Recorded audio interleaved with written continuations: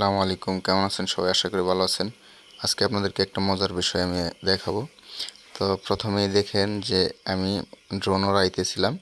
তো এই লোকটা প্রথমেই হয়তো ওই খেয়াল করতে পারছে যে উপর থেকে কিছু একটা শব্দ করতেছে। তো উনি উঠে দাঁড়াইছে আর দেখতেছে যে আসলে বিষয়টা কী, বোঝার চেষ্টা করতেছে এবং কি একটু ভয়ও পাইতেছে। ওনার মুভমেন্ট দেখলেই বোঝা যাইতেছে যে উনি ভয় পাইতেছে। তো ওনার সাথে আরও লোক ছিল, যে ওই লোকগুলাকে উনি খুঁজতেছে, কিন্তু লোকগুলো আশেপাশে নেই। হয়তো ওনাদেরকে দেখাবে, না হয় কিছু একটা বলা চেষ্টা করতেছিল, খুঁজতেছে। তো হঠাৎ করে পরে আমি যখন আবার তার সামনের দিকে একটু মুভ করতেছিলাম, তো তখন আর কি উনি একটু সামনের দিকে তাকায় দেখে যে একটা বাঁশ আছে এখানে। তো হঠাৎ করে উনি ওইটা হাতে উঠাইছে, আক্রমণ করার জন্য। আমি বুঝে ফেলছি, তো আমি এটা পরে উঠায় নিয়ে নিছি। তো মেন উদ্দেশ্য আমার এটা আসলে বিষয়টা হচ্ছে যে আমি একটা কাজ হাতে নিছি। সেটা হচ্ছে যে আমার এখানে আমার 4000 মুরগি আছে। তো মোটামুটি 2012 সাল থেকে আমি এই মুরগিগুলো পালন করতেছি।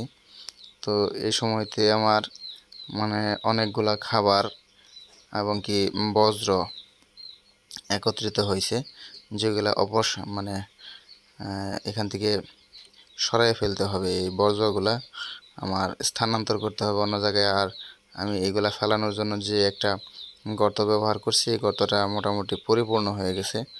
আর আমার লিটারগুলো এখন পরিষ্কার করতে খুবই অসুবিধা হইতেছে, এবং কি এই লিটারগুলো অন্য জায়গায় যাইতেছে না। তো সেই জন্য আমি ভাবলাম যে এটা খুব তাড়াতাড়ি পরিষ্কার করা উচিত। তো আমি ওই পরিষ্কার করার জন্য এই এদেরকে খবর দিছি আর কি। তো ওনারা আমার কাছ থেকে এটা চুক্তি নিছে যে প্রতিদিন ওনাদেরকে 15,000 টাকা করে দিতে হবে। এখন 1 দিন 2 দিন 3 দিন যা লাগুক, ওনারা আমার এটা পরিষ্কার করে দিয়ে যাবে।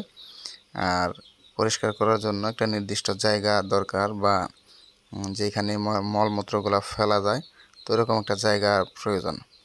তো শেষ পর্যন্ত আমার যে জমি আছে এখানেই আর কি কিছু জায়গা বের করে দেওয়া হয়েছে, যেটা ওনারাই বাঁধ নির্মাণ করে তারপরে ওইখানেই ময়লাগুলো তুলতেছে।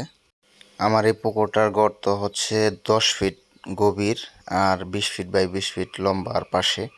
তো আমি একটা আইডিয়া করছি যে আমার প্রায় 4000 ঘনমিটার মল আছে এখানে, এর সাথে পানি মিক্সার হবে।